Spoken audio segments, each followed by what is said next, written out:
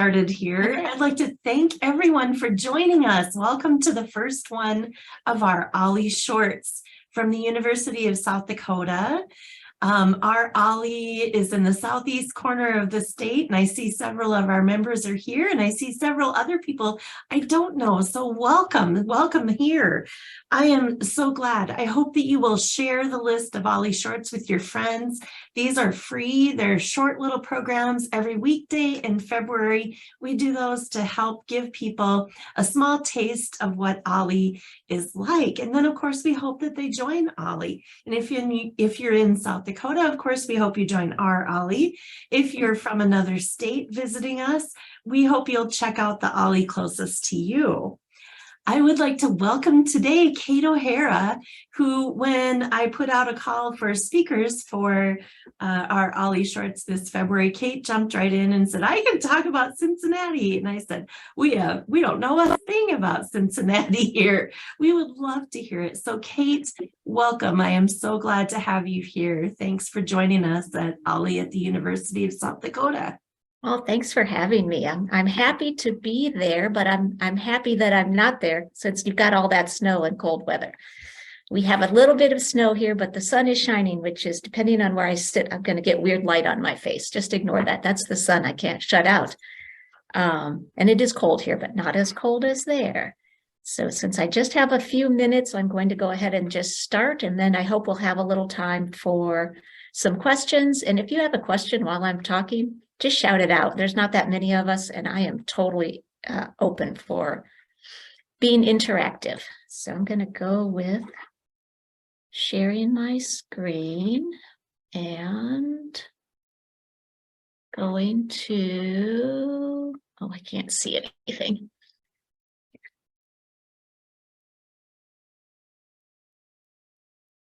And I'll have to go to slideshow, is that it? One of these is slideshow, is that the one? No, all right, wait a minute. The one that's a single square down at the bottom. Okay. To the right. No. To the right. That one. One more. That's reading view. That's what I thought. I clicked on that. Let's see if it, there it goes. Oops, and now I went too far. All right, so I can't see my whole screen. You guys don't have any blocks of anything blocked out on the screen, right? You can see the whole thing? It looks great to us. Okay, great. All right, so this is my highly selective list of the best things to do if you come to Cincinnati. And I concentrated the list to just the central part of the city as well, so that if you flew into the airport, which is not in the state of Ohio or the city of Cincinnati, it's right across the river in northern Kentucky, and picked up an Uber or a shuttle and stayed at a downtown hotel, it would be easy to do all of these things without having a car. And I had to look up to see exactly where you were compared to us, and there you are. And here we are. It looks like we're both tri-state communities located kind of in a corner with, next to three states. We're Ohio, Indiana, and Kentucky. And is it? Oh, 850 miles. I don't recommend driving it unless you are interested in the scenic rolling cornfields and soybean fields of Iowa, Illinois, and Indiana, which are, that's why I grew up right there in the middle of Illinois. So to me, that all looks like home. But having driven across to Omaha once before, it is not that fun of a drive, even with a stop in between in beautiful Iowa someplace, or Peoria in Illinois. All right, so I'm going to jump right in. Every list about the things to see in Cincinnati, the number one thing that shows up is the Cincinnati Zoo and Botanical Gardens. So it is home to Fiona the hippo. I don't know if anyone was on the Fiona internet craze. She was born a preemie. She survived. No one ever thought she would. She is the biggest personality hippo you ever want to see. She comes right up to the glass and poses for photographs, and she'll take a selfie with you any day. And she has since been joined by a little brother who is equally adorable and equally full of personality, Fritz. So people come to the zoo, they head straight for the hippos, but it is the second oldest zoo in the United States, established in 1873. It's a designated National Historic Landmark. It has some beautiful buildings, particularly the Elephant House, which is a National Historic Landmark in and of itself. And it's also a botanical garden, and that's easy to forget. But the plantings, especially in the spring when they call it zoo blooms. The bulbs are amazing. That's me standing in front of the flowers, get a picture taken every year. My significant other looked at that and he said, "Hey, you cropped off the beer you're holding." So there you go. Well, cheers. Cheers to the zoo. It was an evening event. There was beer. So number two, because you're going to be downtown, is you've got to enjoy the riverfront. The riverfront is a long stretch of actually 3 parks. They're all connected by a walking path. It's probably well over a mile from one end to the other, but all along the way, there are great features, giant swings that look out over the river. This is the Ohio River, and on the other side is the state of Kentucky. There are bars, there's all kinds of concert events and festivals that happen down there. There's restaurants. And while you're walking from one end to the other, you should definitely stop at the National Underground Railroad Freedom Center Museum. It is a must-see. It's a National Smithsonian-related museum, which does cover the history of the Underground Railroad as well as contemporary issues around racism, slavery, diversity, equity, inclusion. It's a fabulous museum. There are some fun Segway tours you can take down here as well if you want to zip around on 2 wheels and learn a little bit about the history of Cincinnati. Oh, also from these parks, there are 3 different bridges which have, one is entirely walking bridge. It's a converted bridge called the Purple People Bridge. And then there are 2 other bridges you can walk right on across to the other side where there are beautiful views back at Cincinnati, like that first one here. This is from Ohio with that's the Roebling Suspension Bridge on the right there. It was opened just after the Civil War, and it was the model for the Brooklyn Bridge. Same architect, same designer, same engineer. So, and you can still drive across that. So back to there. So number 3, just north of downtown, there is a neighborhood called Over the Rhine. And it's called Over the Rhine. Cincinnati was settled by Germans primarily. And they lived in a big concentrated neighborhood just north of downtown. And between downtown and the neighborhood where they lived was actually a canal. It's a street now, but it was a canal there then at the time in the 19th century. And so people referred to it playfully as the Rhine. So to get to where the Germans lived, you went over the Rhine River, which was what it goes from Lake Erie, the Erie and Ohio Canal originally. But over the Rhine has become and been redeveloped as one of it's a great shopping district, lots of nightlife. The stores are all small independent stores. So it's a great place to pick up gifts, shop around. It has the largest concentration of intact 19th century architecture any place in the country. Movies are filmed here all the time. In fact, Robert De Niro is in town right now filming a gangster film.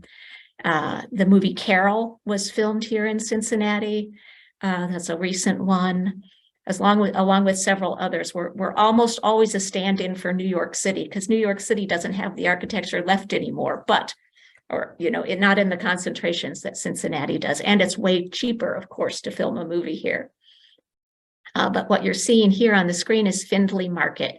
This is one of my favorite places in town. I take everybody there. I took my young adult 22-year-old nephews thinking, well, they probably won't be interested. They loved this place. It's a market. It's an urban market. I pick up a lot of groceries there. There's old school German butchers and meat markets, and there's all through the spring, summer, and fall.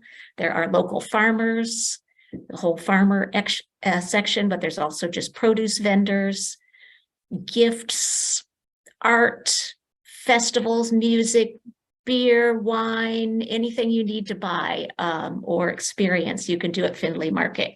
They also have great tours that go from here. You can do a Cincinnati food tour, which will take you around the neighborhood and stop at different independent and fun and ethnic restaurants. So nearby here, if you're going to come and be in Over the Rhine and Findlay Market, go to Rheingeist Brewery.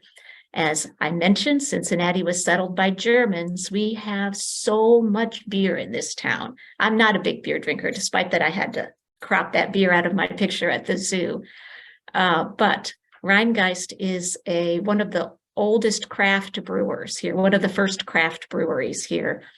I don't remember what the number was. We must have 100 craft breweries. If you want to come and do a beer tour, Cincinnati's your place, and there are multiple places that are doing beer tours if you want to just get on a bus and get driven around to different breweries, but you can also just do them on your own. So that's number 3. Number 4, another place near and dear to my heart is Eden Park and the Crone Conservatory. Eden Park is a large urban park. I looked it up, 186 acres. It overlooks the Ohio River. There are some views of downtown. There's 2 great overlooks for views. The park contains the Cincinnati Art Museum. Someone was asking me about the art, which is free, by the way. Some special exhibitions have a charge, but the museum itself is free to the public. It's also home to the Crone Conservatory, which is a beautiful Art Deco glass house. You can see it up in the right-hand corner of the screen there. The Playhouse in the park. We have multiple theater companies here if you're into theater. You can see Broadway shows. You can see we have a Shakespeare company. You can see smaller experimental shows. We have a Fringe Festival, but also through the park, there are miles of walking paths. There's a lot of sculpture.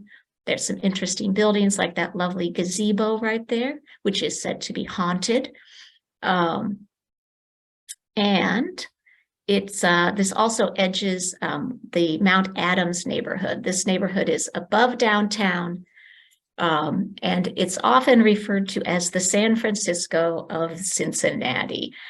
It is not San Francisco. I lived in the San Francisco Bay Area, but it does have the steep hills and some lovely painted ladies, some fun Victorian architecture. And as most neighborhoods, Cincinnati is really a city of neighborhoods. Every neighborhood has its own flavor, has its own little business district. So Mount Adams has all that as well. And the best part about this is where I go to take walks from work regularly. I can take from my office down and around this little, the little lake with the fountain you can see in this photo is a nice, about a 2-mile walk from my office. So while you're in Eden Park, come by and see us at OLLI. I'll show you around. We'll be happy to see you. All right, number 5. Speaking of museums, the Cincinnati Museum Center is in it's Cincinnati's Union Terminal. It is actually a working train station. It was opened in the midst of the Depression in 1933. It's an incredible building, even if you only just go there to go inside the rotunda, which I've got kind of up there on the right.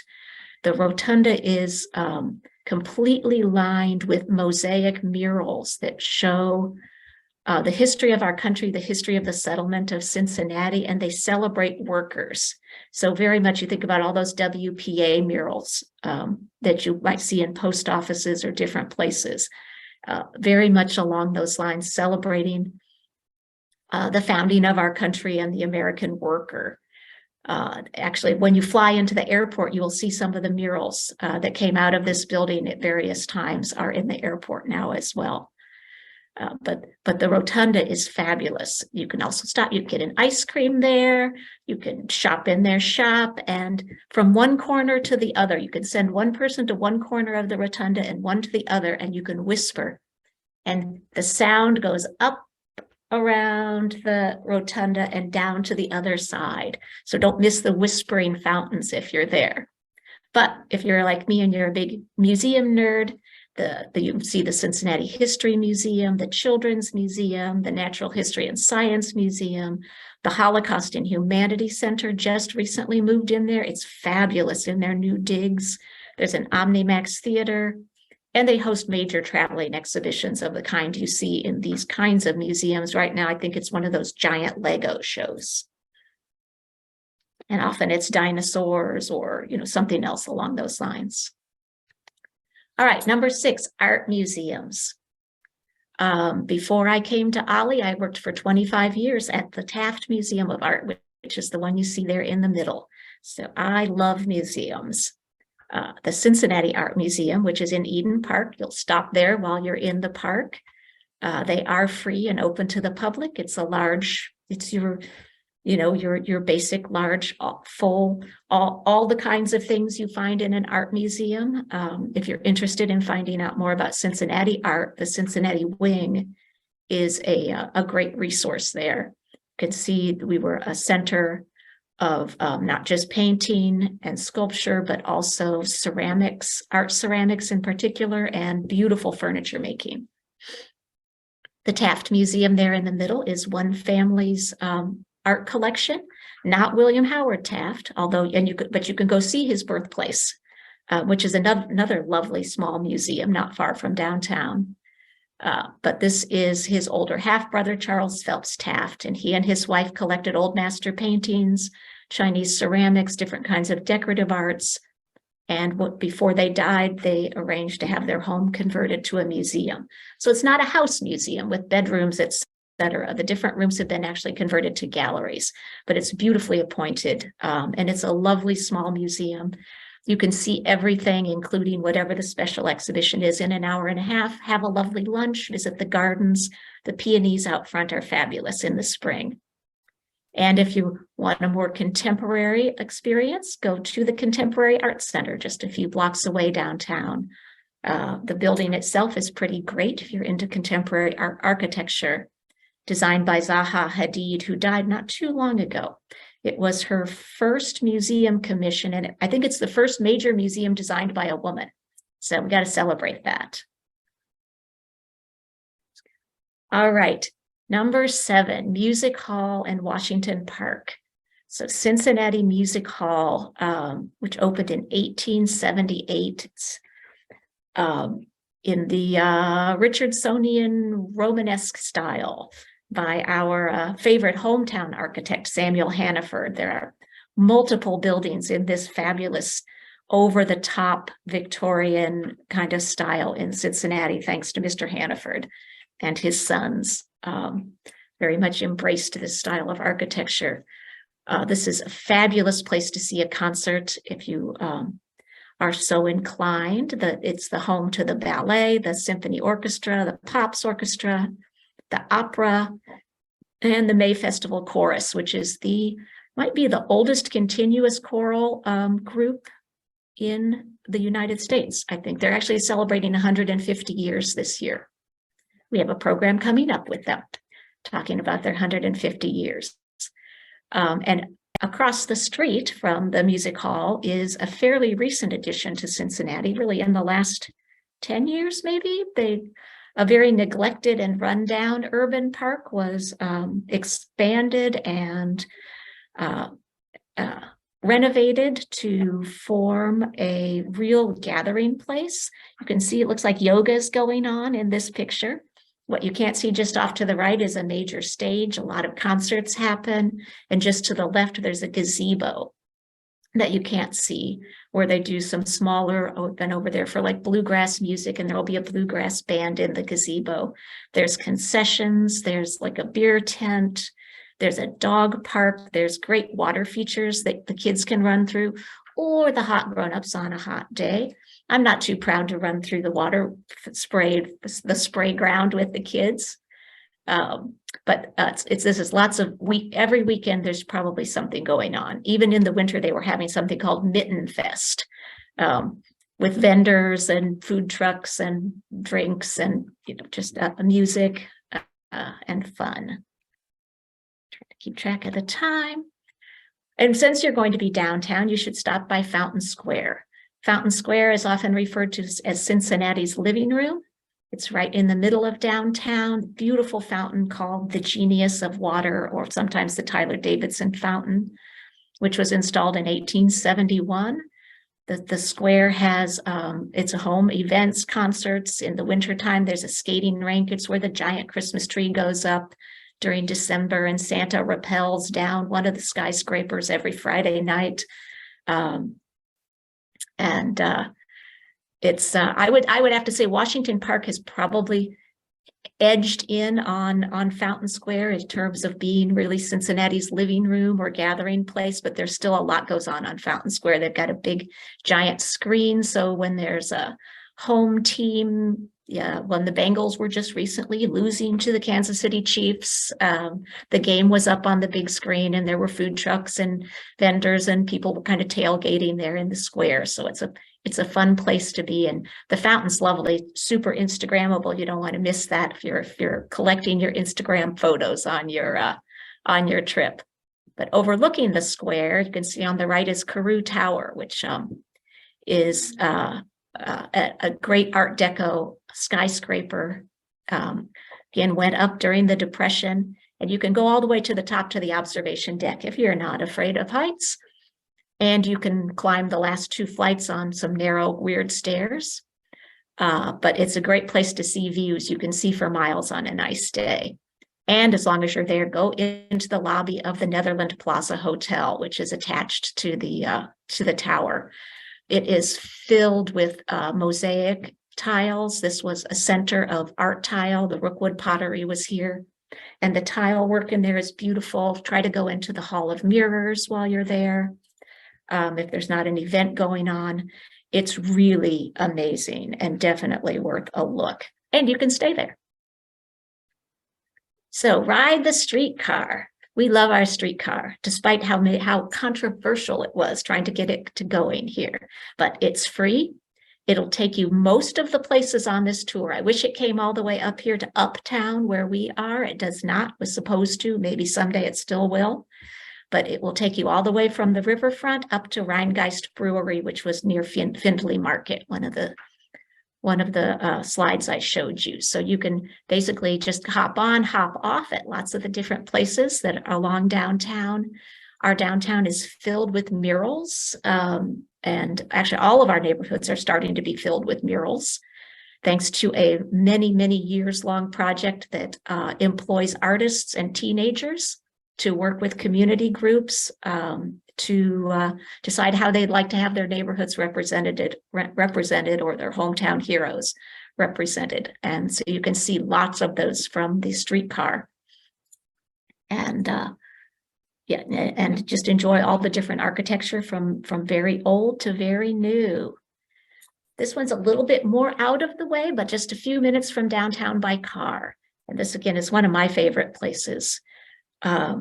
So Spring Grove Cemetery and Arboretum. If you love trees and you love architecture and you love being in a beautiful green space and love history, it's definitely worth a walk and a visit.